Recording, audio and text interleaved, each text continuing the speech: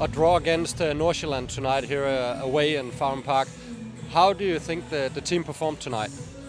With ups and downs, and I must say that on the one hand you expect more of Copenhagen. That's quite normal, certainly as the ruling champion. On the other hand, you know that in the present situation you come here 0 points, your opponent has 1 point, number 2 play versus number 1 away, so you could feel on the field that nerves on both sides of the pitch were playing an important role.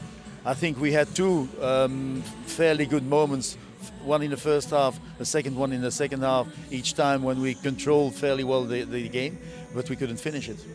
It seemed you made a small tactical adjustment and playing with Nikolaj up front and 2 wings. How do you think that worked?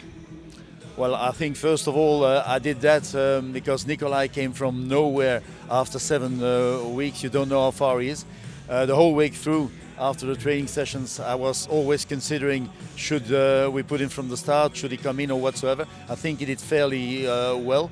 I put him in that position because hoping that he wouldn't have to make the major efforts you have to make on the wing, first of all, and to produce less defensive and general work. I think that overall his performance was not vaccine from where he comes. Of course, it's always disappointing not to win when you're FC Copenhagen, but in spite that, still a point away from last season's against the last season's number 2. How important is it to get a point? Yeah, normally in all circumstances, taking 1 point away should always be an objective.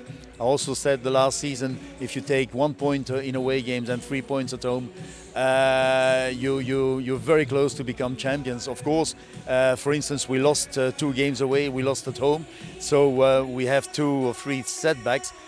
It would have been so nice if today we could have recovered 2 more points in that respect, and mentally it will be an enormous advantage.